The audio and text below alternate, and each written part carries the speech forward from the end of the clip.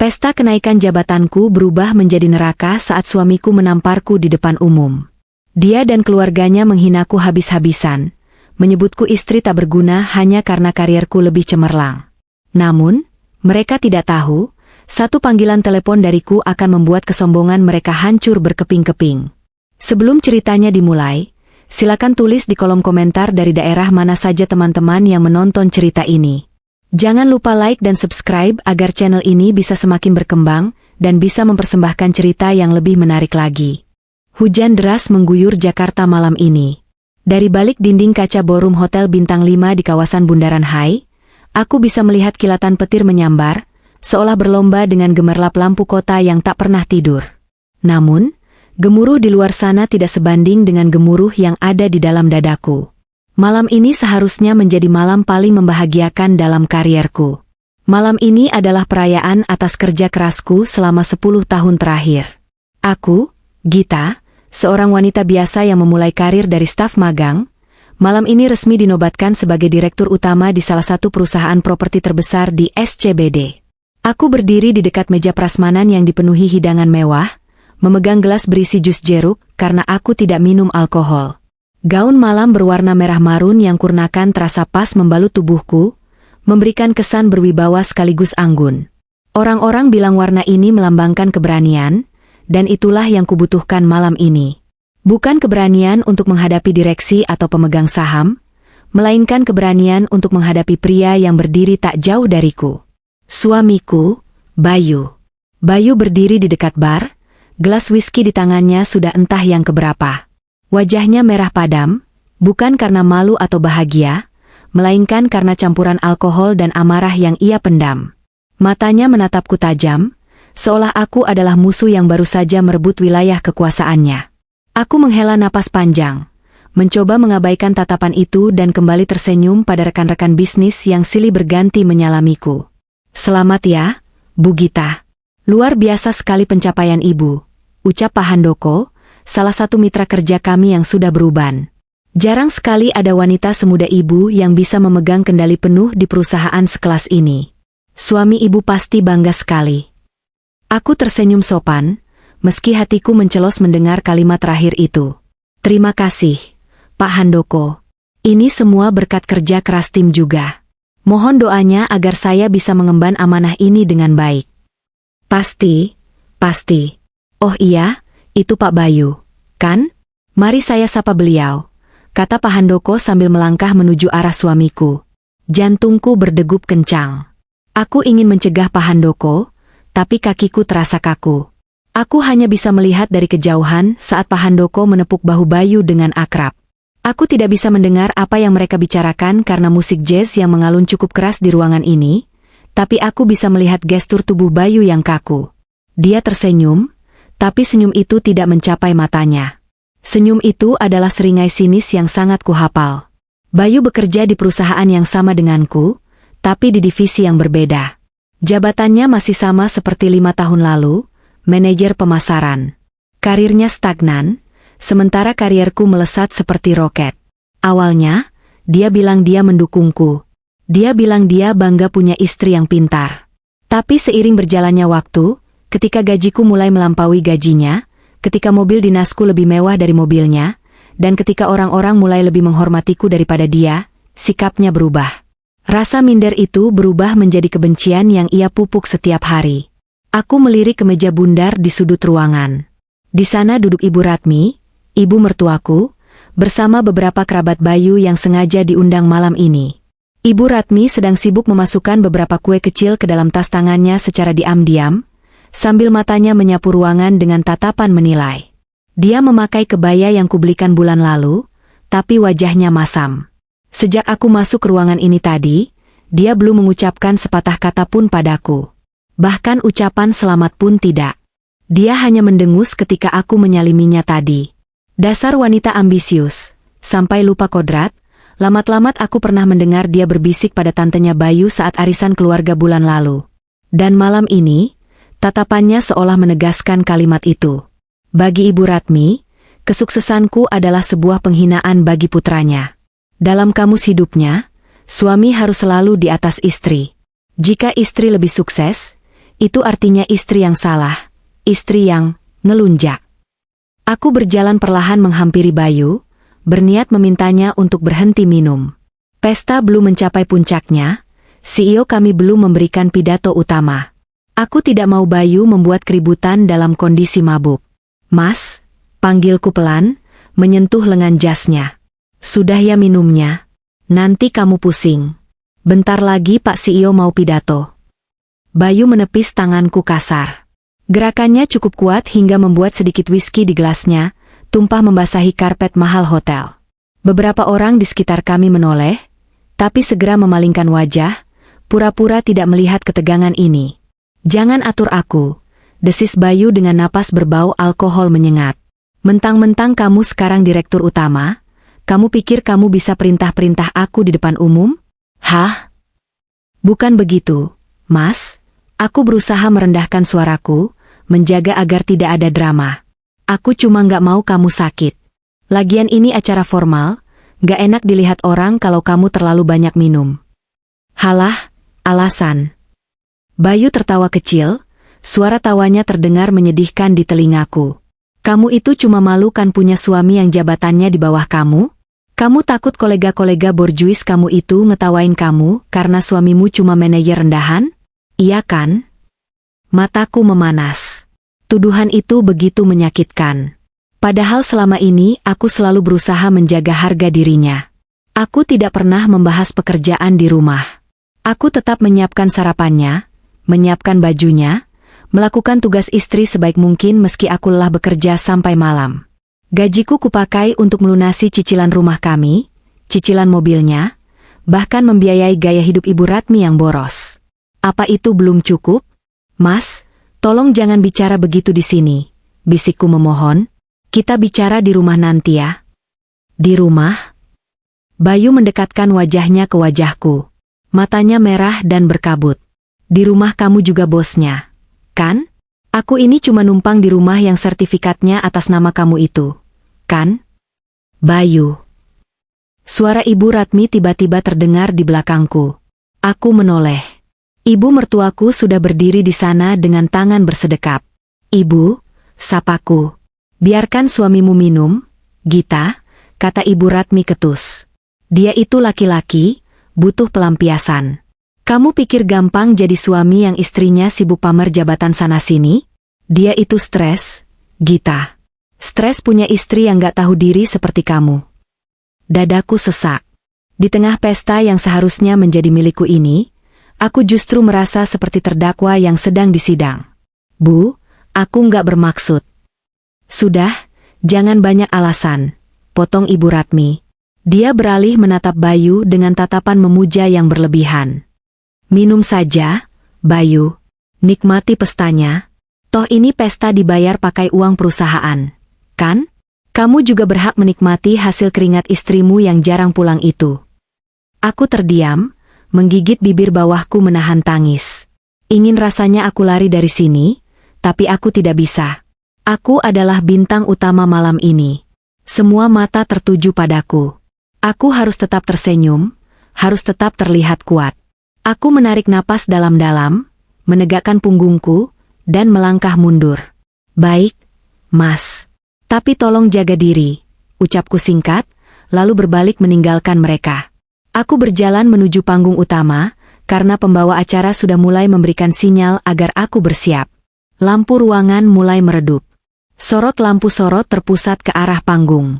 Di luar sana, hujan semakin deras, seolah langit Jakarta sedang menangis melihat sandiwara yang sedang kumainkan. Aku berdiri di samping panggung, meremas tanganku yang gemetar. Aku punya firasat buruk.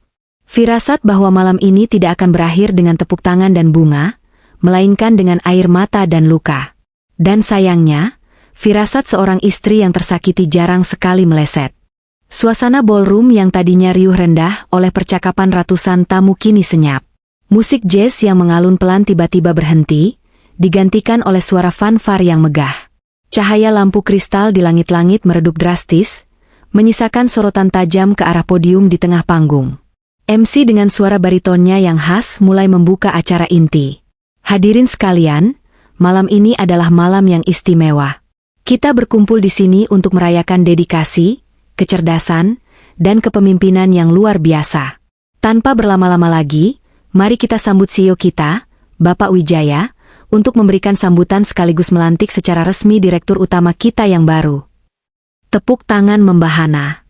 Bapak Wijaya, pria parubaya yang karismatik, naik atas panggung dengan langkah tegap. Beliau tersenyum lebar, memandang ke seluruh penjuru ruangan sebelum matanya berhenti tepat di tempatku berdiri di sisi panggung. Beliau mengangguk kecil, memberikan kode semangat. Aku menarik napas panjang, berusaha menetralkan detak jantungku yang berpacu tak karuan. Aku melirik ke arah bar. Bayu masih di sana, tapi kini dia tidak sendirian. Dia dikelilingi oleh Ibu Ratmi dan beberapa sepupunya.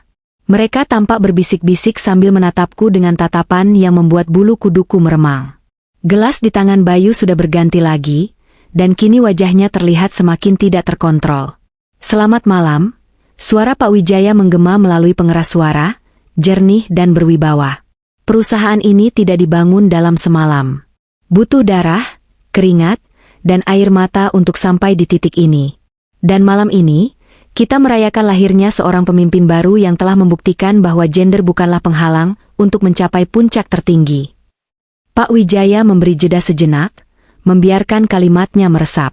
Saya menyebutnya wanita besi. Dia tangguh, cerdas, dan memiliki visi yang jauh ke depan. Dia adalah contoh sempurna dari dedikasi total.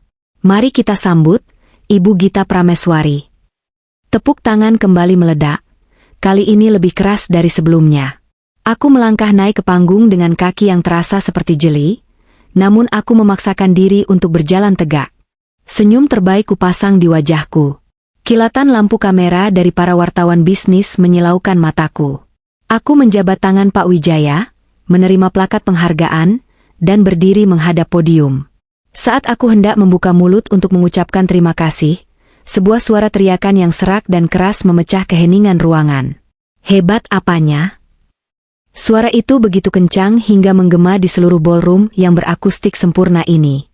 Semua kepala serentak menoleh ke sumber suara. Jantungku berhenti berdetak. Itu suara Bayu. Di sana, di tengah ruangan, Bayu berdiri dengan sempoyongan. Dia mendorong seorang pelayan yang membawa nampan minuman, hingga gelas-gelas pecah berantakan di lantai. Bunyi pecahan kaca itu terdengar mengerikan di tengah keheningan yang mencekam. Hebat apanya? Ulang Bayu, kali ini sambil berjalan terseok-seok menuju panggung. Ibu Ratmi tidak berusaha menahannya, malah terlihat tersenyum tipis di belakangnya, seolah menikmati pertunjukan ini. Pak Bayu, tolong. Seorang petugas keamanan mencoba mendekat, tapi Bayu menepisnya dengan kasar. Jangan sentuh aku. Aku suaminya. Aku punya hak bicara di sini. Bayu berteriak, matanya nyalang menatapku yang terpaku di atas panggung. Wajahnya basah oleh keringat, dasinya sudah miring tak karuan. Pak Wijaya tampak bingung dan marah. Keamanan, tolong amankan. Bapak diam, bentak Bayu memotong ucapan CEO kami. Seluruh tamu ternganga. Tidak ada yang berani bersuara. Atmosfer yang tadinya penuh kekaguman kini berubah menjadi ketegangan yang pekat. Bayu akhirnya sampai di bibir panggung. Dia menatapku dengan tatapan penuh kebencian. Kalian semua memuji dia? Wanita besi? Cih. Dia ini cuma wanita yang tidak becus mengurus suami. Di kantor dia boleh jadi bos, tapi di rumah, dia itu istri yang gagal. Air mataku mulai menggenang, tapi aku menahannya sekuat tenaga. Rasa malu itu menjalar dari ujung kaki hingga ke ubun-ubun. Ratusan pasang mata, mulai dari kolega, kompetitor, hingga media, menyaksikan aib rumah tanggaku dikuliti di depan umum. Mas, tolong hentikan. Kita pulang ya, bujukku dengan suara bergetar melalui mikrofon yang masih menyala, membuat suaraku terdengar ke seluruh ruangan, menambah kesan tragis pada situasi ini. Pulang? Kamu malu? Bayu tertawa mengejek, lalu dengan gerakan tiba-tiba dia naik ke atas panggung. Langkahnya berat menghampiriku. Aroma alkohol yang menyengat langsung menusuk hidungku begitu dia berdiri di hadapanku. Kamu merasa hebat berdiri di sini, Gita? Kamu merasa sudah menginjak harga diriku? Geramnya pelan, tapi mikrofon di depanku menangkap setiap desisannya. Gara-gara kamu, semua orang meremehkan aku. Gara-gara gajimu yang sialan itu, aku jadi terlihat seperti sampah. Itu hanya perasaanmu, Mas. Aku tidak pernah. Plah, duniaku berputar. Sebuah tamparan keras mendarat di pipi kiriku. Begitu keras dan tiba-tiba hingga tubuhku terhuyung dan jatuh tersungkur ke lantai panggung yang dingin. Plakat penghargaan yang tadi kucengkeram terlepas dan jatuh menimbulkan bunyi gedebuk yang menyedihkan. Rasa panas menjalar cepat di pipiku, disusul rasa perih di sudut bibirku yang sepertinya pecah. Telingaku berdengung. Namun yang lebih menyakitkan dari rasa sakit fisik itu adalah keheningan total yang terjadi setelah suara tamparan itu. Tidak ada yang bergerak. Semua orang terpaku dalam syok. Suamiku baru saja menamparku di acara pelantikanku sendiri. Aku menyentuh pipiku yang berdenyut, menatap lantai panggung dengan pandangan kabur. Aku bisa melihat sepatu pantofel Bayu tepat di depan wajahku. Dia tidak berhenti di situ. Lihat, teriak Bayu pada para tamu, menunjuk tubuhku yang terkapar. Ini wanita hebat yang kalian puja-puja? Sekali tampar saja jatuh. Wanita seperti ini yang disebut hebat? Padahal tidak becus mengurus suami, sibuk cari muka, sampai lupa siapa imamnya. Dari sudut mata, aku melihat Ibu Ratmi tertawa kecil sambil menutup mulutnya, lalu berteriak dari bawah panggung. Syukurin. Itu pelajaran buat istri yang durhaka. Biar tahu rasa. Keluarga Bayu yang lain ikut mencibir, suara-suara sumbang mulai terdengar. Iya ya, ternyata aslinya begitu. Kasihan suaminya, pasti tertekan. Wanita karir emang suka lupa diri. Bisikan-bisikan itu seperti jarum yang menusuk jantungku. Aku mencoba bangkit, tapi kakiku lemas. Harga diriku hancur lebur malam ini. Di puncak karierku, aku justru dijatuhkan ke titik terendah oleh orang yang seharusnya menjadi pendamping hidupku. Pak Wijaya dan beberapa staf keamanan akhirnya tersadar dari keterkejutan mereka dan berlari ke atas panggung untuk menahan Bayu. Tapi bagiku, semua sudah terlambat. Kerusakan sudah terjadi. Pesta ini sudah hancur. Dan pernikahanku, rasanya sudah tidak ada lagi yang bisa diselamatkan. Sambil menahan isak tangis dan rasa sakit di wajah, aku perlahan bangkit. Aku tidak melihat ke arah Bayu yang sedang meronta-ronta dipegangi satpam. Aku juga tidak melihat ke arah para tamu yang menatapku dengan tatapan kasihan. Pikiranku kosong, hanya ada satu insting yang tersisa. Bertahan hidup. Aku harus keluar dari sini. Aku harus memanggil bantuan. Bukan polisi, karena Bayu pasti akan lolos dengan alasan urusan rumah tangga. Aku butuh seseorang yang bisa menyelesaikan ini dengan tuntas. Seseorang yang ditakuti bahkan oleh bayangan sekalipun. Dengan sisa tenaga, aku berjalan tertatih menuruni panggung lewat tangga samping, menjauh dari kerumunan, menuju satu-satunya tempat di mana aku bisa sendirian.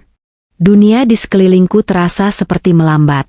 Suara riuh rendah dari ratusan tamu undangan terdengar, seperti dengungan lebah di kejauhan. Yang terdengar jelas di telingaku hanya detak jantungku sendiri yang memburu dan suara napas Bayu yang masih memberontak di atas panggung. Pipiku terasa panas, berdenyut nyeri seirama dengan detak jantungku. Ada rasa asin dan besi di ujung lidahku, darah. Bibirku pecah. Aku, Gita Prameswari, direktur utama yang baru saja dilantik, berdiri dengan gaun merah marun yang kusut, rambut berantakan, dan harga diri yang tercabik-cabik di lantai ballroom hotel bintang 5 ini. Aku mencoba melangkah turun dari panggung. Kakiku gemetar hebat, bukan hanya karena sakit fisik, tapi karena guncangan batin yang luar biasa. Aku melihat wajah-wajah orang di sekitarku. Rekan kerja, bawahan, klien, bahkan kompetitor bisnis. Tatapan mereka beragam. Ada yang menatap dengan iba, ada yang menutup mulut karena kaget, dan ada juga yang diam-diam memotret kejadian ini dengan ponsel mereka. Besok pagi, wajahku pasti akan menghiasi halaman depan koran atau viral di media sosial. Direktur utama ditampar suami pemabuk. Judul itu sudah terbayang di kepalaku. Ibu Gita. Ibu tidak apa-apa. Sekretarisku, Maya, berlari kecil mendekati tangga panggung, wajahnya pucat pasi. Dia mengulurkan tangan hendak memapahku. Namun, belum sempat tangan Maya menyentuhku, Sebuah tangan lain yang keriput namun kuat menepisnya dengan kasar. "Jangan ikut campur," bentak suara cempreng yang sangat kukenal. Itu Ibu Ratmi, ibu mertuaku. Dia berdiri tepat di kaki tangga panggung, menghalangi jalan keluarku. Di belakangnya, berdiri dua sepupu Bayu, Dito dan Rio, yang melipat tangan di dada dengan wajah angkuh, membentuk barikade hidup. Mereka bukan ingin menolongku. Mereka ada di sana untuk memastikan aku tidak bisa lari dari penghinaan ini. Maya mundur selangkah, ketakutan melihat sorot mata tajam Ibu Ratmi. "Tetapi Bu, Ibu Gita berdarah." "Biarin," potong Ibu Ratmi sengit. Dia menatapku dari ujung kaki hingga ujung kepala dengan tatapan jijik, seolah aku adalah kotoran yang menempel di sepatunya. Tidak ada sedikit pun rasa khawatir di wajahnya melihat menantunya terluka. Yang ada hanya kepuasan. Kepuasan yang mengerikan. Aku menatap Ibu Ratmi, berharap menemukan sedikit saja sisa hati nurani di sana. Selama ini aku membiayai hidupnya. Aku membelikan obat-obatannya yang mahal, memberinya uang bulanan yang lebih besar dari gaji pensiunan suaminya, bahkan membiayai renovasi rumahnya di kampung. Apa ini balasannya, Bu? Suaraku parau, tercekat di tenggorokan. "Kenapa Ibu biarkan Mas Bayu?" "Cuih." Ibu Ratmi meludah. Dia meludah tepat di lantai marmer hotel yang mengkilap, hanya beberapa sentimeter dari sepatu hak tinggiku. Suasana di sekitar kami yang tadinya mulai berbisik-bisik kembali hening. Tindakan itu begitu kasar, begitu kampungan, dan begitu penuh kebencian hingga membuat orang-orang di sekitar kami ternganga. "Rasain," desis Ibu Ratmi, suaranya cukup keras untuk didengar orang-orang di barisan depan. Dia menunjuk wajahku dengan telunjuknya yang gemetar karena amarah. "Makanya jadi istri itu jangan ngelunjak. Jangan merasa karena kamu punya gaji besar, kamu bisa menginjak kepala suamimu. Lihat akibatnya sekarang." "Aku nggak pernah menginjak harga diri Mas Bayu, Bu," bantahku lemah. Air mataku akhirnya tumpah. Bukan karena sakit ditampar Bayu, tapi karena sakit dikhianati oleh orang yang kuanggap ibu kedua. Aku kerja keras buat kita semua. Buat ibu juga. "Halah, omong kosong." Ibu Ratmi tertawa sinis. "Kamu kerja keras cuma buat pamer. Kamu mau menunjukkan kalau anakku itu nggak mampu, kan? Kamu mau mempermalukan Bayu di depan orang banyak kan dengan jabatan barumu ini? Istri macam apa yang lebih sukses dari suaminya? Itu menyalahi kodrat, Gita. Kodrat." Aku menggeleng pelan, tak percaya dengan pola pikirnya yang begitu sempit. Sementara itu, di atas panggung, Bayu masih berteriak-teriak meski sudah diseret mundur oleh keamanan. "Dengar itu, Gita. Ibuku benar," teriak Bayu dengan suara serak. "Kamu itu istri durhaka. Kamu pantas dapat itu." Pak Handoko, rekan bisnisku yang tadi menyapa, mencoba mendekat. Wajahnya merah menahan marah melihat perlakuan keluarga suamiku. "Bu Ratmi, ini sudah keterlaluan. Ini kekerasan dalam rumah tangga. Kita harus bawa Bu Gita ke rumah sakit dan lapor polisi." Dito, sepupu Bayu yang bertubuh besar, langsung maju menghalangi Pak Handoko.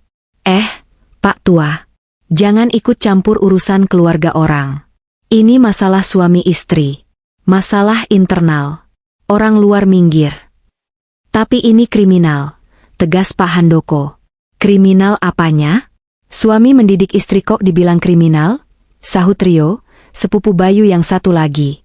"Lagian si Gita ini yang salah, mancing-mancing emosi suami. Wajar kalau Bayu marah." Aku melihat Pak Handoko terdiam, ragu. Di negeri ini, kalimat urusan keluarga seringkali menjadi tembok tebal yang membuat orang luar takut untuk menolong, bahkan saat korban sudah berdarah-darah di depan mata. Dan keluarga Bayu tahu persis bagaimana memanfaatkan celah itu. Ibu Ratmi kembali menatapku, matanya berkilat penuh kemenangan. Dia mendekatkan wajahnya ke wajahku, aroma minyak angin dan kebencian menguar darinya. "Dengar baik-baik, Gita," bisiknya tajam. "Malam ini, nggak ada yang bakal nolong kamu. Satpam hotel? Polisi? Hah? Bayu punya om yang jenderal bintang 1. Kamu pikir polisi berani nangkep Bayu cuma gara-gara nampar istri yang kurang ajar?" Dia menyeringai, memperlihatkan gigi-giginya yang kekuningan. "Malam ini, Tuhan pun gak bakal bisa nyelamatin kamu dari pelajaran yang dikasih anakku dan keluargaku. Habis ini, kamu ikut kami pulang. Di rumah, kita selesaikan pendidikan, kamu sebagai istri yang tahu diri. Darahku berdesir hebat mendengar ancaman itu. Penyelesaian di rumah, yang dimaksud Ibu Ratmi pastilah neraka. Aku tahu watak mereka. Jika di depan umum saja mereka berani begini, apa yang akan terjadi di balik pintu tertutup rumah kami? Mungkin aku tidak akan keluar hidup-hidup. Atau setidaknya, aku akan keluar dengan cacat mental dan fisik. Mereka ingin menghancurkanku. Mereka ingin mematahkan sayapku agar aku tidak bisa terbang lebih tinggi dari Bayu. Mereka ingin aku kembali menjadi Gita yang penurut, yang bodoh, yang menyerahkan semua gajiku pada mereka tanpa banyak tanya. Rasa takut mulai menjalar, dingin dan mencekam. Aku menoleh ke sekeliling, mencari celah. Orang-orang hanya menonton. Beberapa merekam. Keamanan sibuk dengan Bayu. Aku sendirian. Benar-benar sendirian di tengah keramaian pesta yang mewah ini. Ayo, bawa dia ke mobil. Perintah Ibu Ratmi pada Dito dan Rio. Dito bergerak maju, hendak mencengkeram lenganku. Ayo, Mbak Gita. Jangan bikin malu keluarga lebih jauh lagi. Kita pulang. Sentuhan tangan Dito di lenganku terasa menjijikkan. Insting bertahan hidupku menyala. Rasa sakit dan sedih tadi mendadak berganti menjadi amarah yang membara. Aku tidak boleh menyerah di sini. Aku tidak boleh membiarkan mereka menang. Aku sudah bekerja keras seumur hidupku untuk sampai di titik ini, dan aku tidak akan membiarkan sekumpulan parasit ini menghancurkannya dalam satu malam. Dengan sisa tenaga yang entah datang dari mana, aku mengentakkan tanganku sekuat tenaga hingga terlepas dari cengkeraman Dito. Jangan sentuh aku, teriakku. Suaraku melengking, memecah kepungan mereka. Dito kaget dan mundur selangkah. Ibu Ratmi terbelalak. Gita, berani kamu melawan? Bentak Ibu Ratmi. Aku tidak menjawab. Aku tidak punya waktu untuk berdebat dengan orang gila. Memanfaatkan momen keterkejutan mereka, aku berbalik dan berlari. Bukan ke arah pintu keluar utama yang pasti sudah dijaga oleh kerabat mereka yang lain, melainkan ke arah lorong samping yang menuju area toilet VIP dan pintu keluar darurat. Kejar dia. Jangan sampai kabur, teriak Ibu Ratmi histeris. Aku mendengar langkah kaki berat berlari di belakangku. Itu pasti Dito dan Rio. Aku melepas sepatu hak tinggiku yang menyiksa, membiarkannya tergeletak di karpet tebal, dan berlari bertelanjang kaki. Adrenalin memompa deras di nadiku, mengalahkan rasa sakit di wajahku. Aku harus mencapai tempat aman. Aku harus menghubungi seseorang. Seseorang yang tidak peduli dengan urusan keluarga. Seseorang yang tidak takut pada Om Jenderal. Seseorang yang hukumnya adalah dirinya sendiri. Tuhan mungkin sedang sibuk mengurus umatnya yang lain, seperti kata Ibu Ratmi. Tapi aku punya satu iblis yang bersedia melindungiku, jika aku berani memanggilnya. Napasku tersengal-sengal saat aku membanting pintu toilet VIP yang terbuat dari kayu jati tebal itu. Dengan tangan gemetar, aku segera memutar kunci slot, lalu menyandarkan punggungku ke daun pintu. Jantungku serasa mau meledak. Di luar, terdengar gedoran keras. Mbak Gita, buka. Jangan main-main ya. Itu suara Dito. Kasar dan mengancam. Gita, keluar kamu. Dasar menantu gak tahu diuntung. Suara cempreng Ibu Ratmi menyusul, terdengar samar-samar, mungkin dia sedang berjalan menyusul. Aku mengabaikan teriakan mereka. Aku tahu pintu ini kokoh. Hotel bintang 5 tidak menggunakan bahan murahan. Pintu ini bisa menahan mereka setidaknya untuk beberapa menit. Aku menyeret langkahku menuju wastafel. Ruangan ini begitu kontras dengan keadaanku. Lantainya marmer putih Italia, keran airnya berlapis emas, dan ada aroma lili segar yang menenangkan. Semuanya serba mewah, bersih, dan sempurna. Sementara aku menatap pantulan diriku di cermin besar yang membentang di dinding. Hancur. Separuh wajah kiriku bengkak dan memerah, membentuk jiplakan tangan yang jelas. Sudut bibirku sobek, darah kering menempel di dagu. Maskaraku luntur terkena air mata, membuat garis hitam jelek di pipi. Rambutku yang tadi disanggul rapi kini terurai sebagian, berantakan seperti orang gila. Gaun merah marunku ada noda tumpahan minuman, mungkin tersenggol saat aku lari tadi. Menyedihkan, bisikku pada bayangan di cermin. Inilah harga yang kamu bayar karena mencoba menjadi istri yang baik untuk pria yang tidak tahu diri. Selama ini aku diam. Aku diam saat Bayu mulai meminjam uang tabunganku tanpa bilang. Aku diam saat Ibu Ratmi menghina masakanku. Aku diam saat keluarga mereka memanfaatkanku sebagai mesin ATM berjalan. Aku pikir kesabaran akan membuahkan hasil. Aku pikir jika aku sukses, mereka akan menghormatiku. Ternyata aku salah. Kesuksesan bagi wanita di mata mereka adalah sebuah dosa. Gedoran di pintu makin keras. Dobrak aja, Dit, dobrak, seru Ibu Ratmi dari luar. Waktuku tidak banyak. Dengan tangan yang masih gemetar hebat, aku merogoh clutch bag yang masih kucengkeram erat. Aku mengeluarkan ponselku. Layarnya retak-retak 1000. Sepertinya terbentur saat aku jatuh di panggung tadi. Aku menekan tombol power dengan cemas. Menyala. Syukurlah.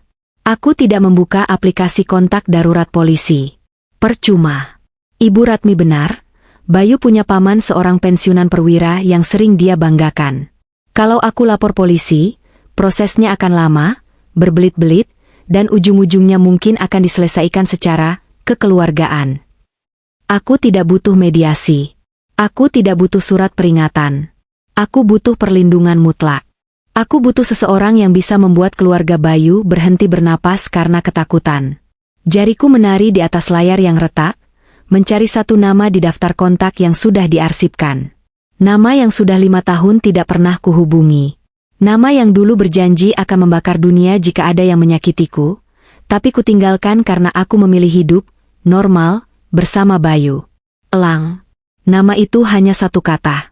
Tanpa gelar, tanpa nama belakang. Kakak angkatku. Bukan saudara kandung, tapi ikatan kami lebih kental daripada darah. Dia adalah raja jalanan, penguasa dunia malam Jakarta yang namanya saja bisa membuat preman pasar menunduk hormat. Dulu, aku memintanya menjauh. Aku mau hidup tenang. Kak, aku mau kerja kantoran, punya suami baik-baik, punya keluarga normal. Dunia kakak terlalu berbahaya buatku, kataku padanya 5 tahun lalu. Elang saat itu hanya tersenyum tipis. Tatapannya sedih namun memaklumi. Baik, Thea. Pergilah.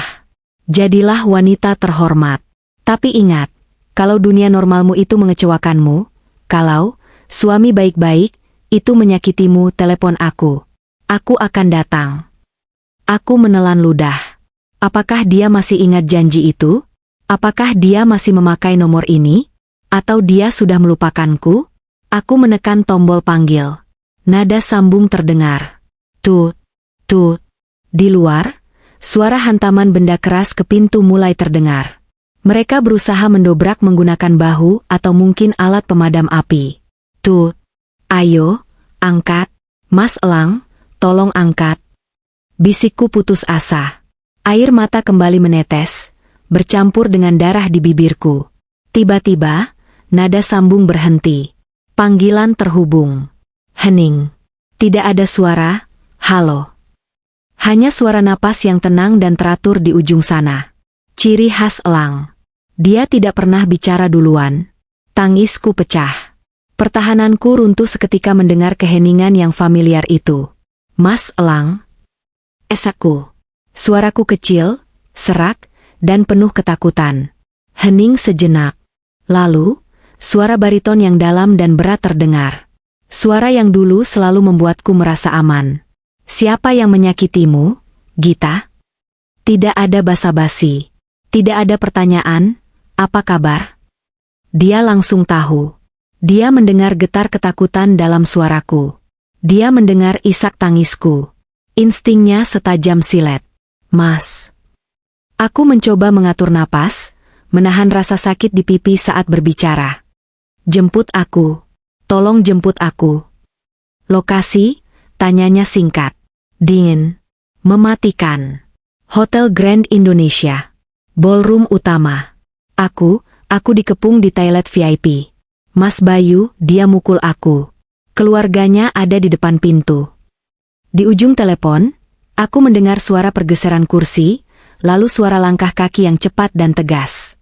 Aku juga mendengar suara kokang senjata api yang samar namun jelas. Kunci pintunya. Menjauh dari pintu, perintah elang. Nada suaranya bukan lagi suara seorang kakak, tapi suara seorang jenderal perang yang sedang memberi instruksi. Jangan keluar sampai aku datang. Jangan biarkan siapapun masuk. Mas, mereka mau dobrak. Biarkan mereka mencoba. Potong elang, suaranya kini terdengar seperti geraman harimau yang tertahan. 15 menit. Bertahanlah 15 menit. Siapapun yang menyentuhmu malam ini, akan menyesal pernah dilahirkan. Klik. Sambungan terputus. Aku menurunkan ponsel dari telingaku. Lututku lemas, dan aku merosot duduk di lantai marmer yang dingin. Aku memeluk lututku, menyembunyikan wajahku yang hancur di antara kedua tanganku. 15 menit. Di luar, gedoran semakin brutal. Kayu pintu mulai retak. Teriakan Ibu Ratmi semakin menjadi-jadi, memaki-maki namaku dengan sebutan binatang. Tapi anehnya, aku merasa sedikit lebih tenang sekarang.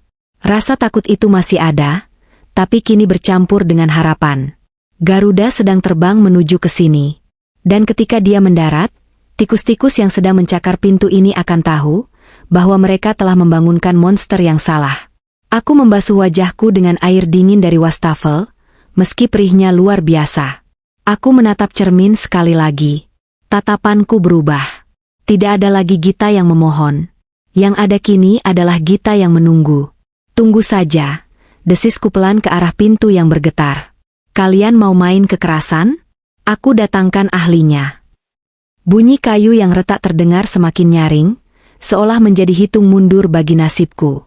Di luar, Dito dan Rio tidak berhenti menghantamkan tubuh mereka ke pintu toilet yang sudah mulai longgar engselnya. Aku mundur hingga punggungku menempel ke dinding marmer yang dingin di bawah wastafel, memeluk lututku erat-erat.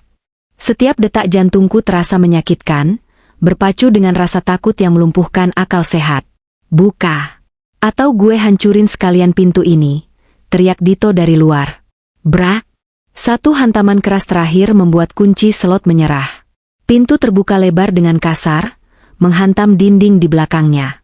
Di ambang pintu, berdiri Dito dan Rio dengan napas terengah-engah dan wajah merah padam. Di belakang mereka, Ibu Ratmi berdiri dengan tangan di pinggang, tersenyum puas melihatku yang terpojok seperti tikus. Tuh kan, nggak bisa lari kemana-mana, cemoh Ibu Ratmi. Dia melangkah masuk ke dalam toilet VIP itu tanpa melepas sepatunya, menginjak lantai yang basah. Ngapain kamu sembunyi? Mau nelpon selingkuhanmu? Atau mau lapor polisi? Aku mencoba berdiri, menatap mereka dengan sisa keberanian yang kupunya. Jangan mendekat, desisku. Halah, banyak gaya. Rio maju, langsung mencengkeram pergelangan tanganku dengan kasar. Kukunya menancap di kulitku, menimbulkan rasa perih. Lepaskan, teriakku meronta. Diam, bentak Dito. Dia ikut memegangi lengan kiriku. Mereka berdua menyeretku keluar dari toilet seperti pesakitan. Kakiku yang bertelanjang kaki terseret di karpet koridor hotel. Rasa sakit di kakiku tidak sebanding dengan rasa malu yang membakar wajahku. Mereka menyeretku kembali ke arah lobi hotel. Rupanya pesta di ballroom sudah bubar dengan kacau, dan kini sebagian besar tamu berkumpul di lobi, menunggu valet atau sekadar bergosip tentang kejadian tadi. Bayu ada di sana, duduk di sofa lobi dengan kemeja berantakan, masih dijaga oleh 2 orang security hotel yang tampak bingung harus berbuat apa. Saat melihatku diseret oleh sepupu-sepupunya, Bayu justru tertawa. Bawa sini dia, istri kurang ajar itu harus diajari sopan santun. Dito dan Rio menghempaskanku ke sofa di depan Bayu. Aku terjerembab, menahan tangis. Orang-orang di lobi menatapku. Ada yang merekam dengan ponsel, ada yang berbisik-bisik ngeri, tapi tak ada satupun yang bergerak maju. Kehadiran keluarga Bayu yang beringas dan ancaman tentang Om Jenderal sepertinya sudah menyebar, membuat nyali orang-orang ciut. Dengar ya, Gita, Ibu Ratmi berdiri di hadapanku, menunjuk wajahku. Malam ini kamu ikut kami pulang. Jangan harap kamu bisa balik ke apartemen mewahmu itu. Mulai malam ini, kamu tinggal di rumah ibu.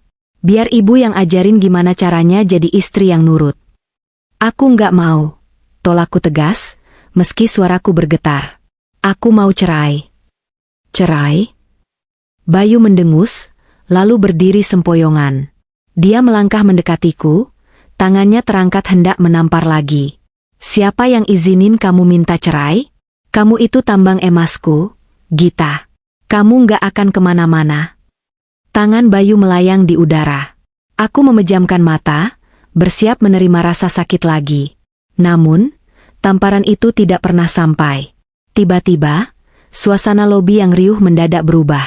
Suara ban mobil yang berdecit tajam terdengar dari arah pintu masuk utama, disusul suara pintu mobil yang dibanting serentak. Bukan satu, tapi banyak. Cahaya lampu sorot mobil yang sangat terang menembus dinding kaca lobi, menyilaukan mata semua orang. Hujan deras di luar sana seolah terbelah. Satpam hotel yang berjaga di pintu depan berlari mundur dengan wajah pucat. Ada apa itu? Tanya Ibu Ratmi bingung, menoleh ke arah pintu masuk. Pintu kaca otomatis lobi terbuka. Angin malam yang dingin dan tempias air hujan menyapu masuk, membawa serta aura yang mencekam. Langkah kaki tegap terdengar beradu dengan lantai marmer. Tap, tap, tap. 6 orang pria berbadan tegap dengan setelan jas hitam rapi masuk terlebih dahulu. Mereka tidak bicara, tidak tersenyum. Wajah mereka dingin, kacamata hitam bertengger di hidung meski hari sudah malam. Di balik jas mereka yang sedikit terbuka saat berjalan, terlihat tonjolan senjata api dan tato yang menyembul di leher. Mereka menyebar dengan cepat, membentuk formasi setengah lingkaran, memblokir akses keluar masuk, dan mendorong mundur security hotel tanpa perlu menyentuh mereka. Hanya dengan tatapan mata, security hotel langsung mundur teratur. Lalu, dari tengah barisan itu, muncullah dia. Seorang pria jangkung dengan setelan jas carcoal yang dijahit sempurna mengikuti bentuk tubuhnya yang atletis. Rambutnya disisir rapi ke belakang, namun ada satu garis luka parut tipis di alis kirinya yang menambah kesan berbahaya. Dia berjalan dengan santai, namun setiap langkahnya memancarkan dominasi yang mutlak. Tangannya dimasukkan ke dalam saku celana. Elang. Keheningan di lobi hotel itu begitu total, hingga suara tetes hujan di luar terdengar seperti ledakan. Tamu-tamu hotel yang tadi sibuk bergosip kini menahan napas. Mereka tidak tahu siapa pria ini, tapi insting purba mereka berteriak bahwa predator puncak baru saja memasuki kandang. Mata Elang menyapu ruangan dengan sorot tajam setenang air danau yang mematikan. Pandangannya berhenti tepat di titik di mana aku duduk meringkuk, diapit oleh Dito dan Rio. Dia melihat pipiku yang bengkak, bibirku yang berdarah, dan kakiku yang telanjang. Rahangnya mengeras. Suhu di ruangan itu rasanya turun 10 derajat. Elang melangkah mendekat. Orang-orang di sekitarnya otomatis membelah diri, memberi jalan seperti laut merah yang terbelah untuk Musa. Siapa ini? Tanya Bayu dengan nada mabuk, menyipitkan mata mencoba melihat jelas. Mas, ngapain bawa rombongan? Mau ikut pesta? Udah bubar. Elang tidak menjawab. Dia terus berjalan hingga berdiri tepat di hadapan Bayu, Dito, dan Rio. Tingginya membuat Bayu yang bungkuk karena mabuk terlihat kerdil. Lepaskan tangan kalian dari adikku, ucap Elang. Suaranya pelan, rendah, dan sangat tenang. Tapi ketenangan itu justru jauh lebih menakutkan daripada teriakan. Dito dan Rio saling pandang, tampak ragu. Cengkeraman mereka di lenganku sedikit melonggar. Adik? Ibu Ratmi maju, mencoba menunjukkan otoritasnya. Kamu siapa? Jangan ikut campur urusan rumah tangga orang. Saya ini mertuanya. Ini anak saya lagi mendidik istrinya. Elang menoleh perlahan ke arah Ibu Ratmi. Tatapannya begitu dingin hingga membuat Ibu Ratmi yang biasanya cerewet itu tercekat dan mundur selangkah. Mendidik? Elang mengulangi kata itu dengan nada datar. Tiba-tiba, tanpa peringatan, tangan Elang bergerak secepat kilat.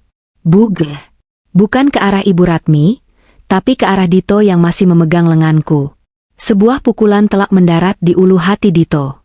Sepupu Bayu yang berbadan besar itu langsung terbungkuk. Wajahnya membiru kehabisan napas, dan jatuh berlutut di lantai sambil memegangi perutnya, mengerang kesakitan tanpa suara. Dito, teriak Rio kaget. Dia hendak melayangkan tinju ke arah Lang, tapi sebelum tangannya terangkat, 2 orang anak buah Lang sudah lebih dulu maju, menendang lutut Rio hingga patah bunyinya terdengar mengerikan, lalu membantingnya ke lantai dan menodongkan laras pistol yang dilengkapi peredam suara tepat ke keningnya. Ampun, Bang. Rio menjerit ketakutan, nyalinya langsung hilang seketika melihat moncong senjata api di depan matanya. Lobi hotel gempar. Jeritan tertahan terdengar dari para tamu.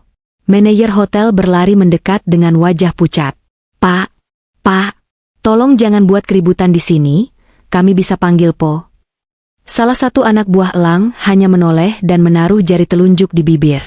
SSST, diam atau hotel ini saya beli lalu saya ratakan dengan tanah malam ini juga. Manajer itu langsung kicep dan mundur. Elang tidak memedulikan keributan itu. Dia berlutut di depanku, mengabaikan Bayu yang kini berdiri gemetar melihat dua sepupunya dilumpuhkan dalam hitungan detik. Wajah dingin Elang melembut saat menatapku. Dia melepas jas mahalnya, lalu menyelimutkannya ke bahuku yang gemetar. Maaf aku terlambat, Thea, bisiknya lembut. Dia mengeluarkan sapu tangan dari saku kemejanya, dan dengan hati-hati menyeka darah di sudut bibirku. Aku menatapnya dengan mata berkaca-kaca. Mas. Elang membantuku berdiri, memapahku dengan lembut seolah aku adalah barang pecah belah. Setelah memastikan aku berdiri tegak, dia berbalik menghadap Bayu dan Ibu Ratmi lagi. Kali ini, aura membunuhnya keluar sepenuhnya. Bayu yang tadinya mabuk, mendadak terlihat sedikit sadar karena adrenalin ketakutan. Kak, kamu siapa? Saya suaminya. Kamu nggak berhak bawa dia. Elang berjalan mendekati Bayu. Dia tidak memukul Bayu. Dia hanya merapikan kerah kemeja Bayu yang berantakan dengan gerakan pelan yang mengintimidasi. Namaku Elang, ucapnya pelan, memastikan Bayu mendengar setiap suku kata. Dan mulai detik ini, statusmu bukan lagi suaminya. Statusmu adalah targetku. Bayu gemetar. Nama, Elang, sepertinya memicu ingatan samar di otak kecilnya tentang rumor penguasa dunia hitam Jakarta. Wajahnya memucat. Dan kamu? Elang beralih menatap Ibu Ratmi yang kini berdiri mematung dengan mulut ternganga. Tadi kamu bilang Tuhan tidak bisa menyelamatkan dia? Kamu benar. Karena Tuhan terlalu baik. Yang datang menjemputnya adalah iblis. Elang menatap Ibu Ratmi dengan tatapan yang membuat wanita tua itu nyaris pipis di celana. Ludahmu di lantai tadi, bersihkan. Jilat sampai bersih. Apa? Ibu Ratmi tergagap. Aku tidak suka mengulang perintah, kata Elang datar. Salah satu anak buah Elang maju, menekan bahu Ibu Ratmi hingga wanita itu berlutut paksa. Mas, sudah, bisikku lirih, memegang lengan Elang. Aku tidak tega melihat pemandangan itu, meski hatiku sakit. Aku hanya ingin pergi. Bawa aku pergi dari sini, tolong. Elang menatapku, lalu menghela napas panjang. Dia memberi kode pada anak buahnya untuk melepaskan Ibu Ratmi.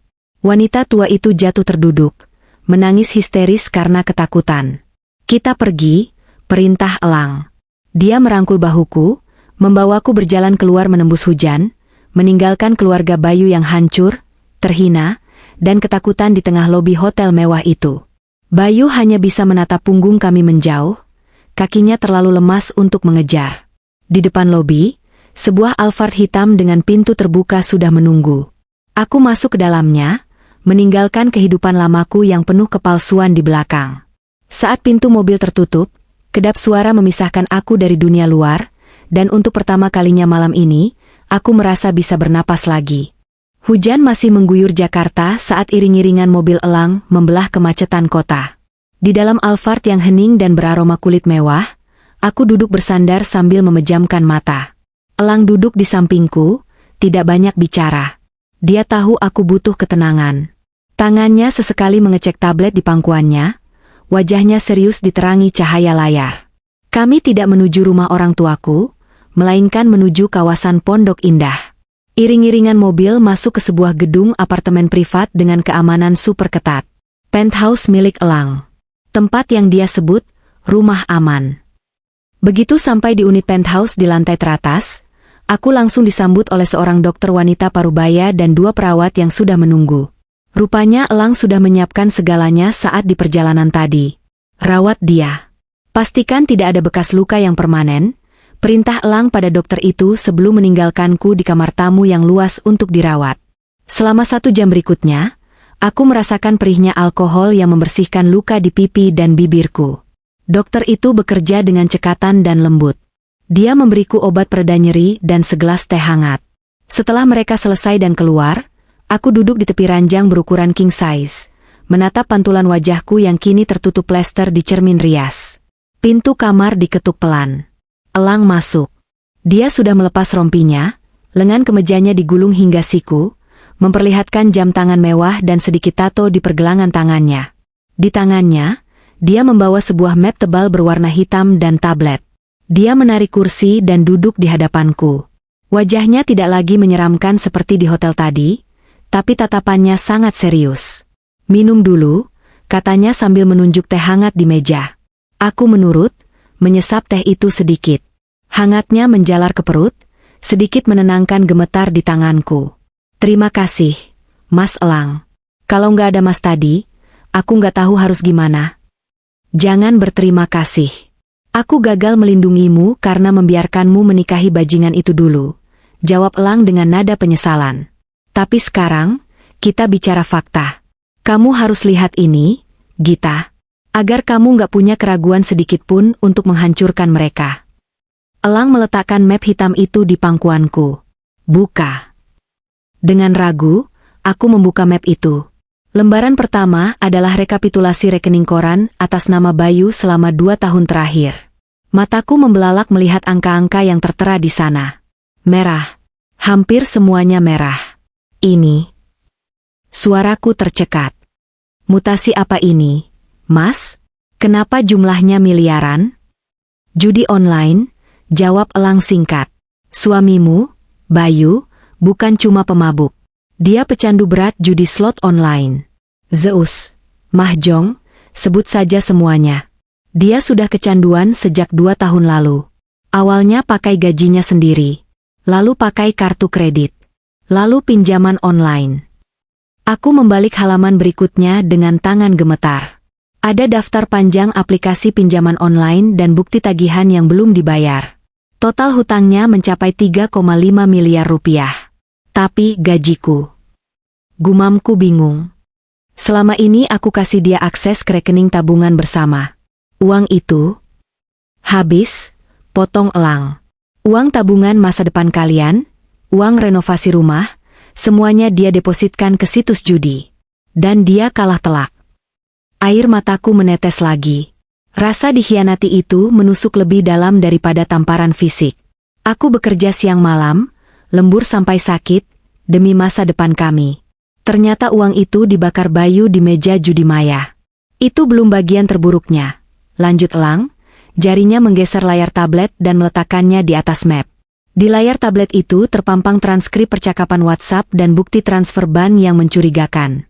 "Bayu memanipulasi laporan keuangan divisi pemasaran di perusahaanmu," jelas Elang. "Dia bekerja sama dengan kompetitor utamamu, PT Megah Properti. Bayu membocorkan data tender perusahaanmu, membocorkan strategi marketing yang kamu buat, dan sebagai gantinya, dia dapat komisi dari kompetitor." Aku menutup mulutku tak percaya. "Jadi, tender besar yang gagal bulan lalu, itu karena Bayu?" Elang mengangguk. "Ya, dia menjual istrinya sendiri demi uang judi. Dan lihat chat ini." Elang menunjuk sebuah percakapan antara Bayu dan kontak bernama Ibu R. "Itu pasti Ibu Ratmi." Chat Bayu, "Bu, aku butuh uang lagi. Kalah lagi nih." Gita mulai curiga uang tabungan berkurang. Chat Ibu R, "Ambil aja dari brankas dia kalau dia tidur. Atau palsukan tanda tangannya buat cairin deposito. Jangan takut, kan kamu suaminya.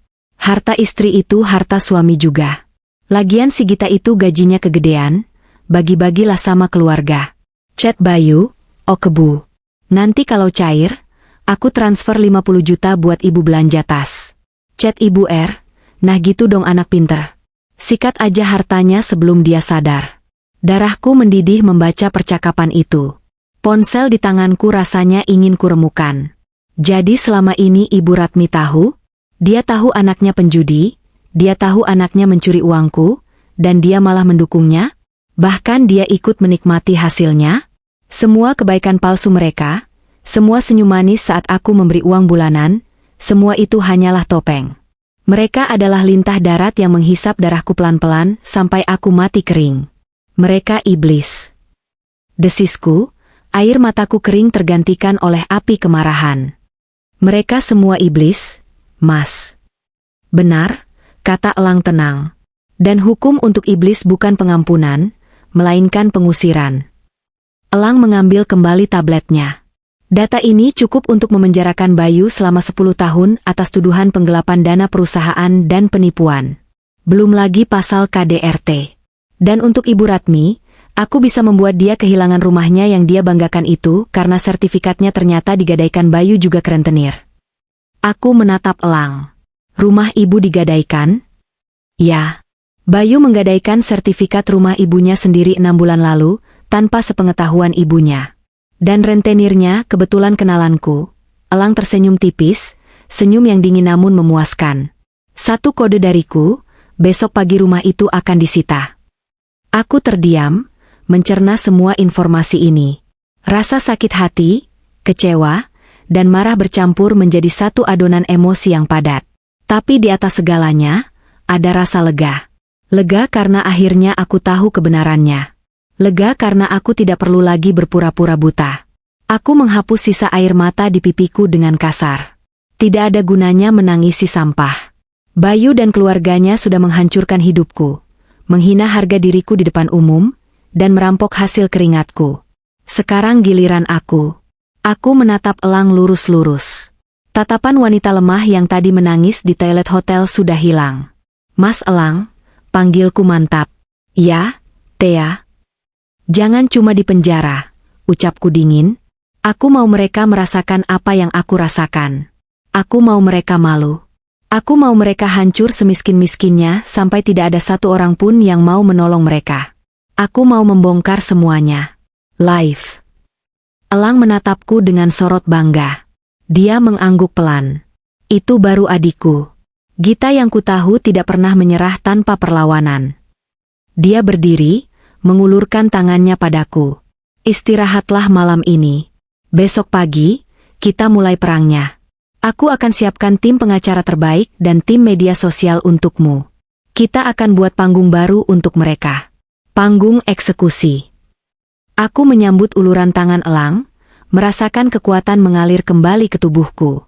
Di luar jendela penthouse, kilat menyambar langit Jakarta, seolah merestui badai balas dendam yang akan kuturunkan esok hari. Sinar matahari pagi yang menembus tirai jendela penthouse di kawasan Pondok Indah itu terasa menyilaukan. Namun untuk pertama kalinya dalam bertahun-tahun, aku tidak merasakan beban berat di dadaku saat terbangun. Biasanya, setiap pagi di rumah Ibu Ratmi, aku akan terbangun dengan teriakan cemprengnya yang menyuruhku memasak atau mencuci baju sebelum berangkat ke kantor. Atau aku akan terbangun melihat punggung Bayu yang dingin, pria yang tidur di sebelahku namun terasa seperti orang asing. Hari ini berbeda. Aku terbangun di atas ranjang king size dengan spray sutra yang lembut. Namun, begitu aku mencoba duduk, rasa nyeri yang tajam menyengat di sisi kiri wajahku. Ingatan tentang kejadian semalam di hotel menghantamku kembali seperti ombak pasang. Aku berjalan tertatih menuju cermin besar di kamar mandi mewah itu. Pantulan di cermin membuat napasku tercekat. Wajahku, aset utamaku sebagai seorang wanita karir, kini tampak seperti kanvas rusak. Pipi kiriku membiru pekat, bengkak hingga mataku sedikit menyipit. Sudut bibirku yang sobek telah dijahit rapi oleh dokter pribadi Elang semalam, menyisakan benang hitam kecil yang kontras dengan kulit pucatku. Ada lecet di dagu dan leher. Cantik sekali karyanya. Bisikku getir pada bayangan di cermin, jariku menyentuh lebam itu perlahan. Ini adalah tanda cinta dari suami yang kau pertahankan mati-matian, Gita. Rasa sakit fisik ini tidak seberapa dibandingkan rasa jijik yang kini menguasai hatiku. Jijik pada Bayu, jijik pada keluarganya, dan yang paling parah, jijik pada kebodohanku sendiri. Bagaimana bisa aku buta selama ini? Bagaimana bisa aku membiarkan lintah-lintah itu menggerogoti hidupku atas nama bakti istri? Ketukan pelan di pintu membuyarkan lamunanku. Masuk, kataku, berusaha meluruskan suara agar tidak terdengar rapuh. Pintu terbuka. Elang masuk, diikuti aroma kopi Arabica yang harum dan dua orang pria parubaya yang mengenakan setelan jas formal yang sangat rapi. Elang sendiri terlihat segar dengan kemeja putih yang lengan bajunya digulung santai, namun aura dominasi dan bahaya masih melekat kuat padanya. "Bagaimana tidurmu?" tanya Elang, matanya meneliti luka di wajahku dengan sorot yang sulit diartikan, campuran antara kekhawatiran seorang kakak dan kemarahan seorang pembunuh. "Cukup nyenyak untuk seseorang yang baru saja menghancurkan pernikahannya," jawabku mencoba berseloroh, meski terdengar hambar. Elang tersenyum tipis. Dia memberi isyarat pada dua pria di belakangnya. "Gita, kenalkan. Ini Pak Edward dan Pak Sanjaya. Mereka adalah tim hukum terbaik yang uang bisa beli di Jakarta ini. Pak Edward spesialis pidana, dan Pak Sanjaya akan mengurus sengketa aset dan perdata." Kedua pengacara itu mengangguk hormat. Tidak ada tatapan kasihan di mata mereka, hanya profesionalisme dingin yang membuatku merasa aman.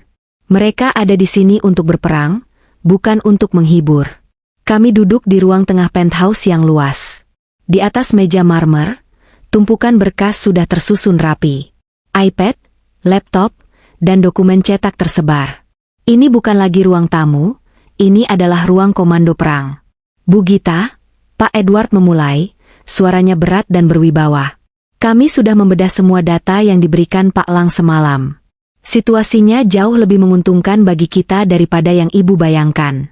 Kebodohan suami Ibu, maaf, Saudara Bayu, adalah senjata terbesar kita." "Jelaskan," pintaku sambil menyesap kopi yang disodorkan Elang. Pak Sanjaya membuka sebuah map merah. "Pertama, soal aset. Rumah yang Ibu tinggali di Cilandak, sertifikatnya atas nama siapa?" "Atas nama saya. Itu saya beli 3 tahun lalu dari bonus proyek besar," jawabku cepat. Pak Sanjaya menghela napas panjang, menatapku dengan sorot prihatin. "Itu dia masalahnya, Bu. 6 bulan lalu, sertifikat itu telah digadaikan ke sebuah lembaga pembiayaan non-bank, atau bahasa kasarnya, rentenir berkedok koperasi, dengan nilai pinjaman 2,5 miliar rupiah. Jantungku berhenti berdetak sesaat. "Apa? Tapi sertifikat aslinya ada di brankas ibu mertua saya. Dia bilang dia yang simpan supaya aman." "Tepat," potong Elang dari sofa seberang, suaranya dingin. "Ibumu memberikannya pada Bayu. Bayu memalsukan tanda tanganmu, menggunakan KTP-MU yang dia curi diam-diam, dan menggadaikannya. Uangnya lenyap di meja judi online Zeus dan Mahjong Wise dalam waktu kurang dari 3 bulan. Tanganku gemetar hebat hingga kopi di cangkirku nyaris tumpah. Rumah itu, rumah impianku. Tempat aku ingin membesarkan anak-anakku kelak. Tempat aku menanam bunga di halamannya. Sekarang, rumah itu tersandera karena kecanduan judi suamiku dan ketamakan ibunya. Apakah rumah itu akan hilang?" tanyaku lirih. "Secara hukum, tanda tangan itu palsu, jadi kita bisa menggugat pembatalan akad kredit," jelas Pak Sanjaya. "Tapi prosesnya akan lama. Kabar baiknya, lembaga rentenir ini kebetulan milik kenalan Pak Lang. Jadi, eksekusi penyitaan akan kita arahkan bukan untuk merugikan ibu, tapi untuk mengusir penghuninya." Sebuah senyum licik perlahan terbit di wajah Pak Edward. "Dan untuk pidananya, ini lebih menarik. Saudara Bayu tidak hanya melakukan KDRT. Dia tertangkap basah mentransfer data blueprint proyek terbaru perusahaan ibu ke kompetitor, PT Cakrawala, dengan imbalan 500 juta rupiah. Bukti chat, bukti transfer, rekaman CCTV dia mengakses komputer ibu, semuanya lengkap." "Ancaman hukumannya?" tanyaku. "Pasal berlapis," jawab Pak Edward mantap. "KDRT berat, 5 tahun, pemalsuan dokumen, 6 tahun, penggelapan dalam jabatan, 4 tahun, dan pelanggaran UU ITE terkait pencurian data. Jika kita tekan maksimal, dia bisa membusuk di penjara selama 15 tahun. Hidupnya tamat, Bu Gita." Mendengar itu, seharusnya aku merasa sedih. Bayu adalah pria yang pernah kucintai. Pria yang pernah berjanji di depan penghulu untuk menjagaku. Tapi saat ini, yang kurasakan hanyalah gelombang adrenalin yang membakar. Rasa sakit hati ini butuh pelampiasan. "Lakukan," kataku dingin. "Hancurkan dia. Hancurkan mereka semua sampai jadi debu." Elang berdiri, berjalan ke arah jendela besar yang menampilkan pemandangan Jakarta dari ketinggian. Serangan hukum sudah siap. Tapi di era ini, hukum sosial lebih kejam daripada hukum pidana. Kita butuh panggung, Gita. Dia berbalik menatapku. Kamu siap untuk pertunjukan utama? Aku mengerti maksudnya. Aku mengangguk, lalu berdiri menuju meja rias. Namun kali ini, aku tidak mengambil foundation atau bedak untuk menutupi lukaku. Aku justru mengikat rambutku ke belakang, membiarkan seluruh lebam di wajahku terekspos jelas. Aku ingin dunia melihat. Aku ingin dunia tahu monster macam apa Bayu dan keluarganya itu. Aku mengambil ponselku, membuka aplikasi Instagram dan TikTok. Notifikasi sudah meledak sejak semalam. Ribuan DM, komentar, dan tag video amatir yang merekam kejadian di hotel bertebaran. Netizen bertanya-tanya, spekulasi liar bermunculan. Siapkan tim media sosial, perintahku pada salah satu staf Elang. Kita akan live sekarang. Aku duduk di sofa dengan latar belakang dinding kaca yang mewah. Elang dan tim pengacara duduk di balik kamera, memberiku ruang. Aku menekan tombol live. 3, 2, 1. Broadcast started. Dalam hitungan detik, angka penonton melonjak gila-gilaan. 10.000, 50.000, 100.000 orang bergabung. Kolom komentar bergerak begitu cepat hingga nyaris tak terbaca, dipenuhi emoji menangis dan pertanyaan kaget melihat kondisi wajahku. Ya Allah, Bu Gita wajahnya kenapa? Itu beneran dipukul suaminya? Jahat banget suaminya. Spill kronologi, Bu. Aku menatap lensa kamera, membayangkan aku sedang menatap mata Ibu Ratmi dan Bayu. Aku menarik napas dalam, membiarkan air mata buaya tidak perlu keluar. Kesedihanku sudah habis, kini hanya tinggal fakta. Selamat pagi, teman-teman semua, sapaku. Suaraku parau, terdengar menyedihkan secara alami. Terima kasih atas kekhawatiran kalian sejak kejadian di hotel semalam. Saya, Gita, hari ini ingin bicara. Bukan untuk mencari sensasi, tapi untuk mencari keadilan yang selama ini direnggut dari saya.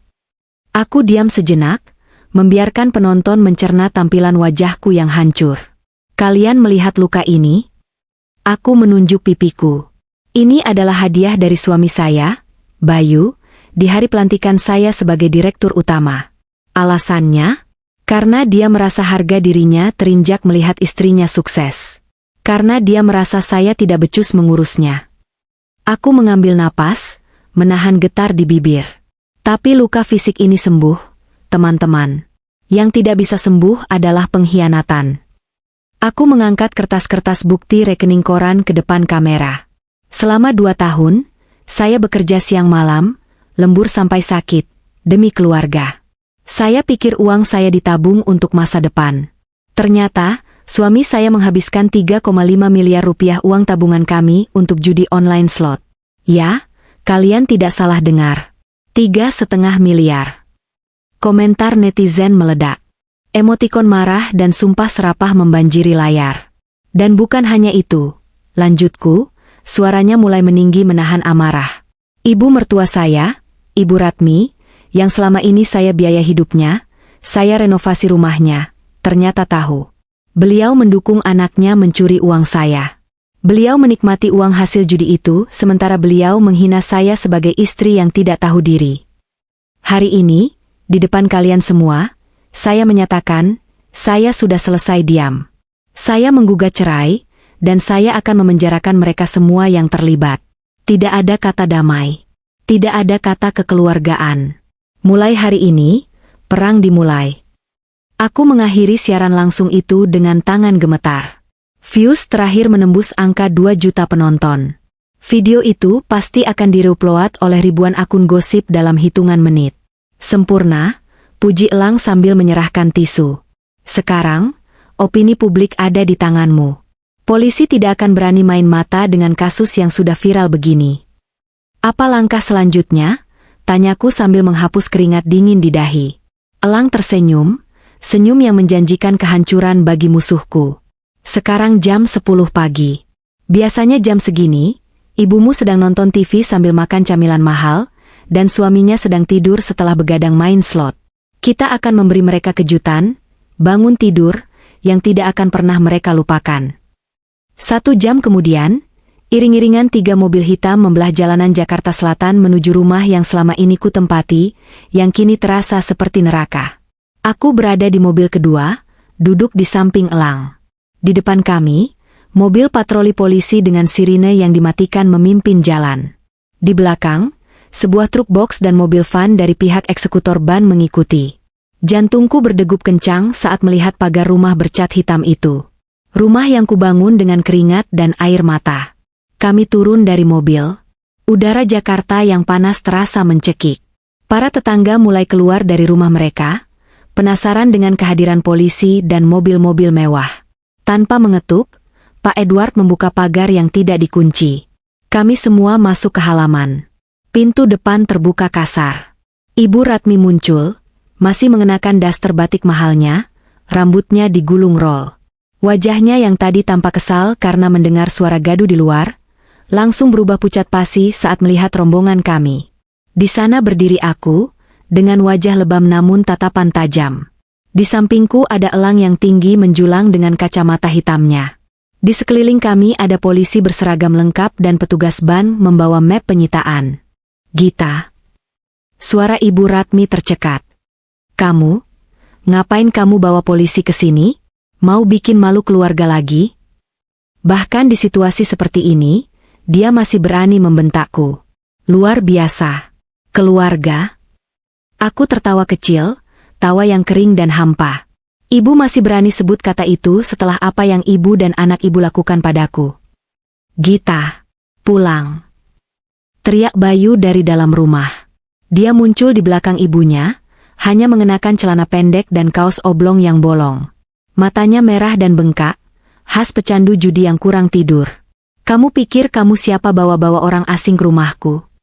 Rumahmu? Potong petugas ban yang maju ke depan.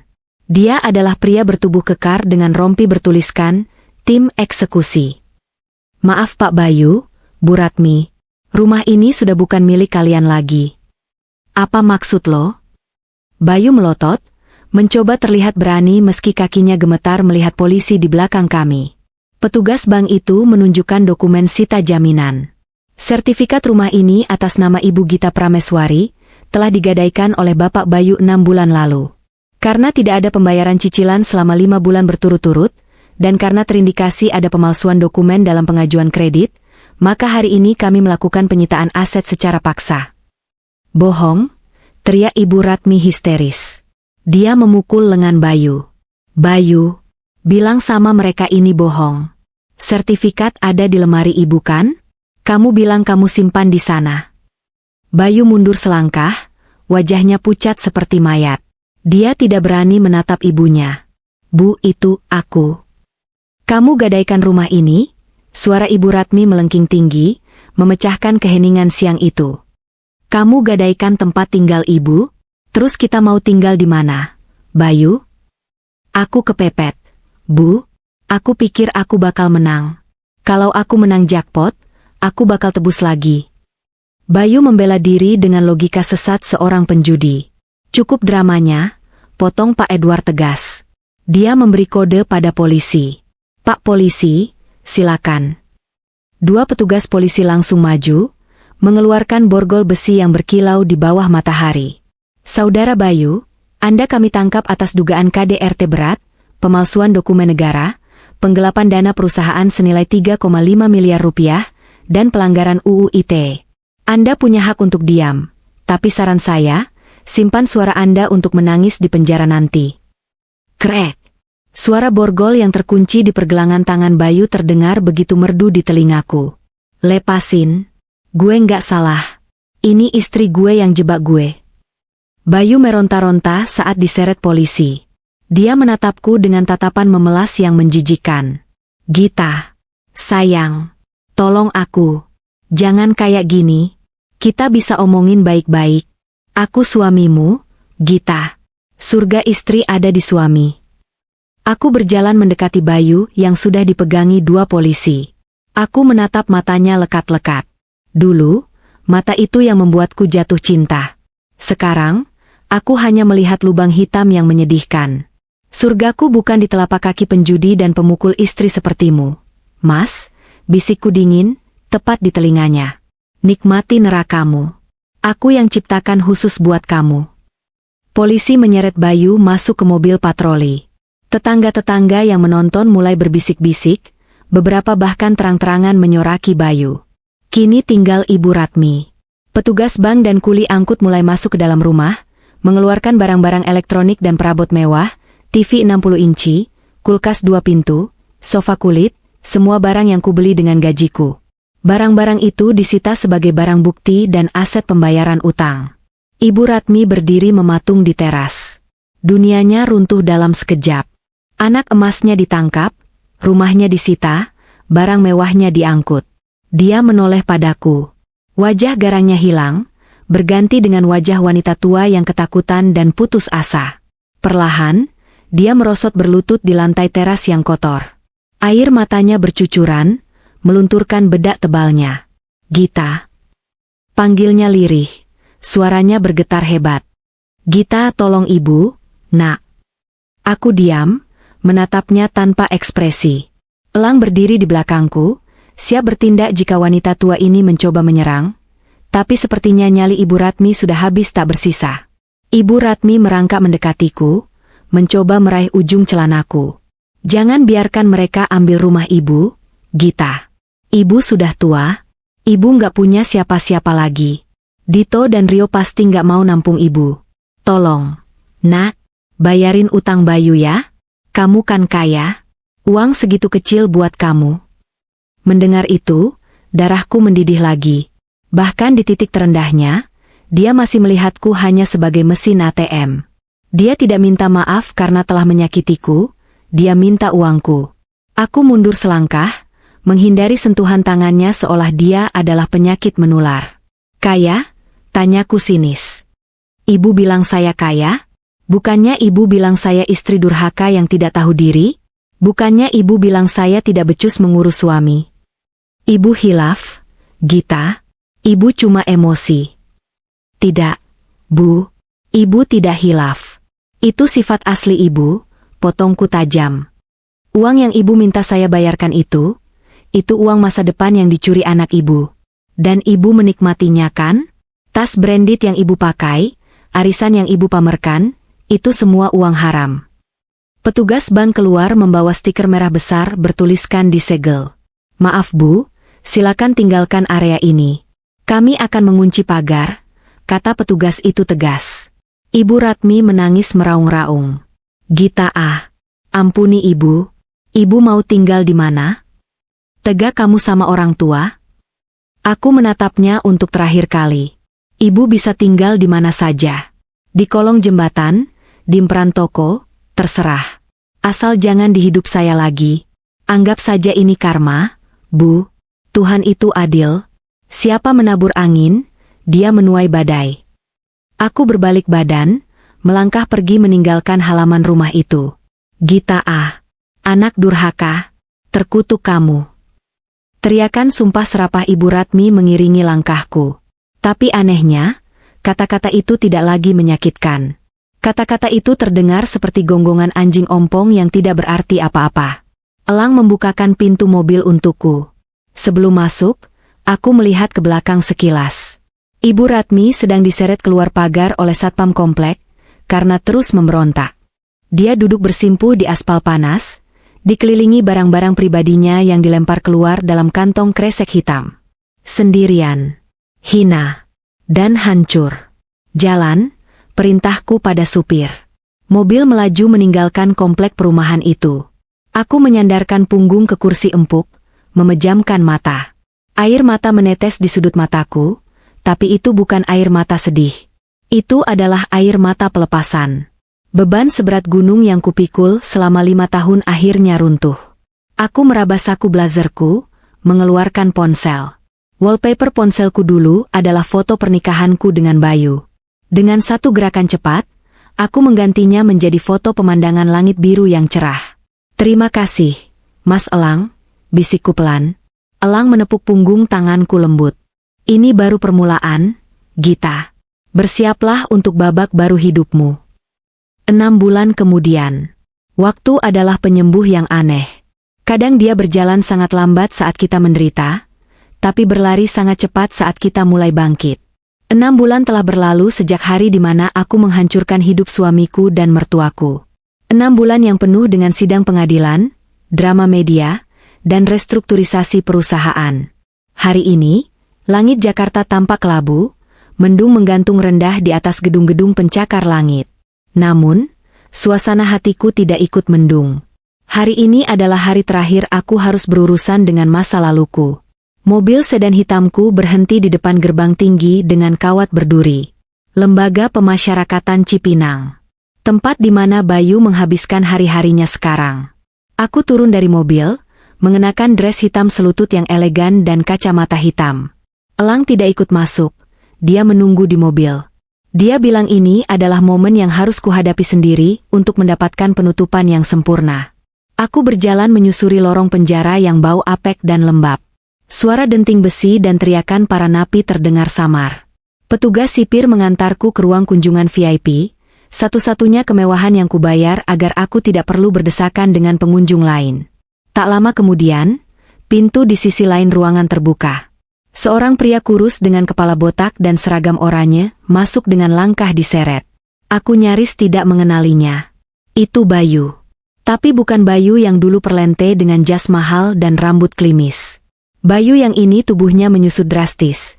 Kulitnya kusam dan penuh bekas koreng. Mungkin karena kutu atau penyakit kulit penjara. Matanya cekung, dikelilingi lingkaran hitam pekat. Giginya tampak kuning dan kotor. Dia duduk di hadapanku, dipisahkan oleh kaca tebal. Dia mengambil gagang telepon interkom dengan tangan gemetar. Kulihat ada bekas luka bakar sundutan rokok di lengannya. Rupanya, di dalam sini, dia menjadi bulan-bulanan napi lain. Penjudi dan pemukul istri biasanya menempati kasta terendah di hierarki penjara. Aku mengangkat gagang telepon di sisiku. "Hai, Mas," sapaku datar. Bayu menatapku. Matanya berkaca-kaca. Gita, kamu datang?" Suaranya serak dan pecah. "Aku tahu kamu pasti datang. Kamu masih cinta sama aku kan? Kamu mau cabut tuntutan kan? Aku nggak kuat di sini, Thea. Mereka siksa aku tiap hari. Makanannya basi. Aku mau pulang." Aku mendengarkan rengekannya tanpa ekspresi. Dulu, rengekan seperti ini akan membuat hatiku luluh dan segera memberinya apa yang dia mau. Tapi sekarang, rasanya seperti mendengar suara nyamuk. "Aku datang bukan untuk membebaskanmu, Mas," jawabku tenang. "Aku datang untuk memberikan ini." Aku menempelkan sebuah dokumen ke kaca.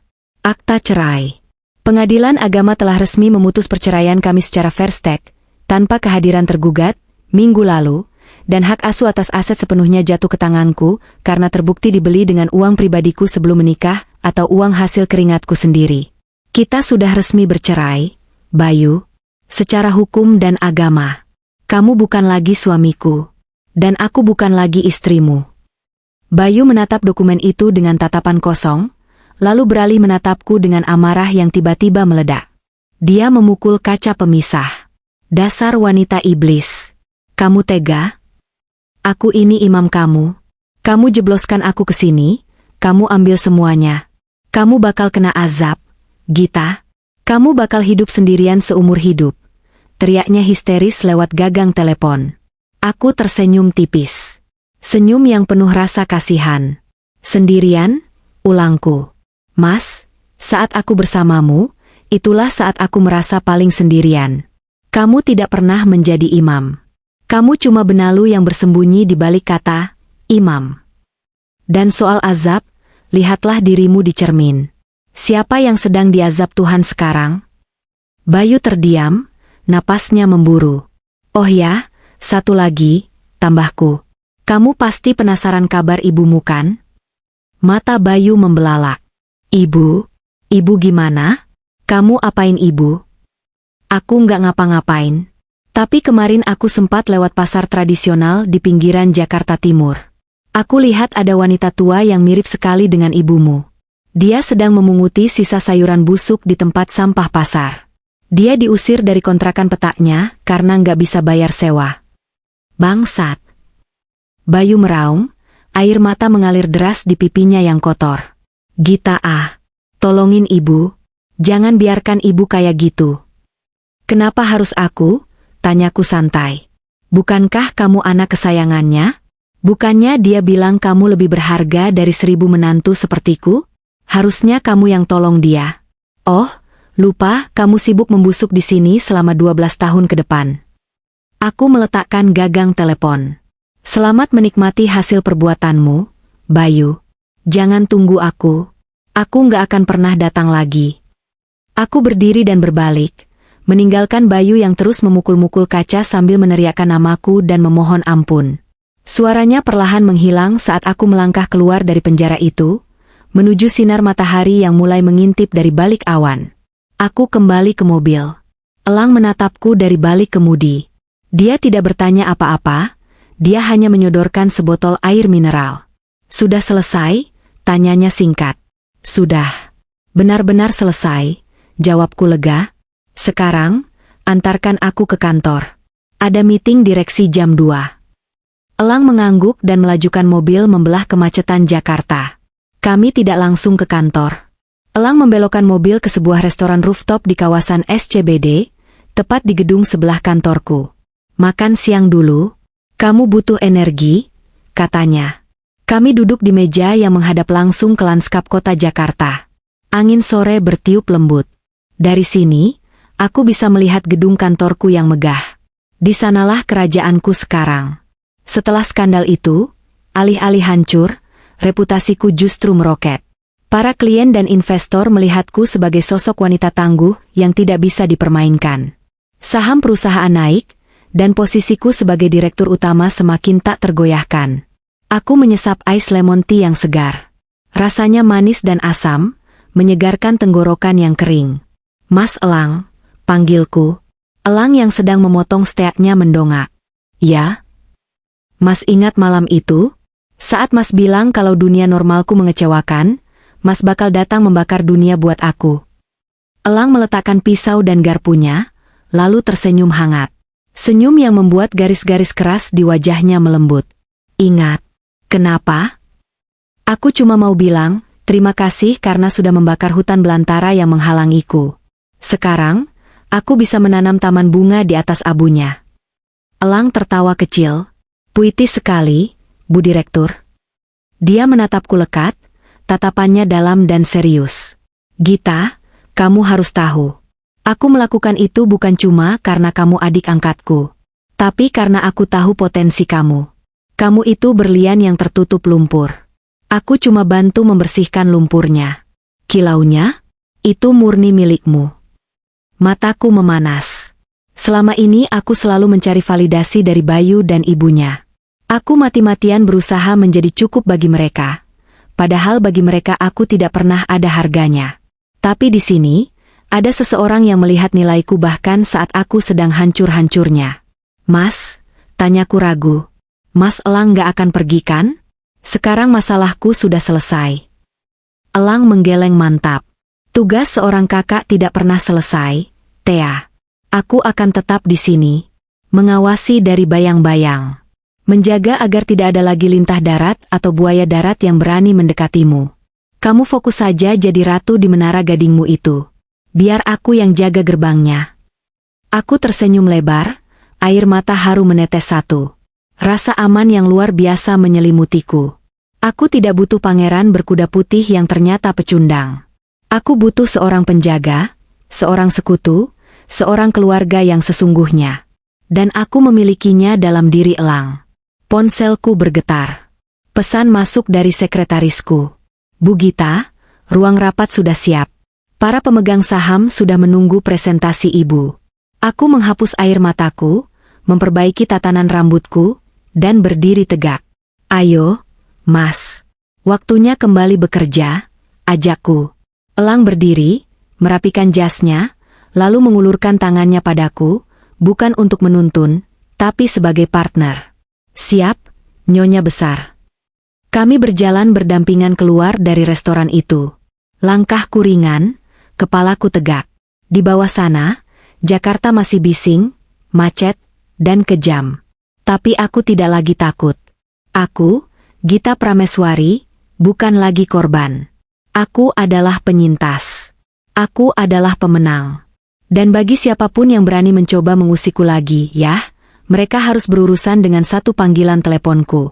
Langit di atas Jakarta perlahan berubah menjadi jingga keemasan. Fajar baru telah menyingsing setelah badai panjang yang melelahkan. Dan pemandangannya sungguh sangat indah.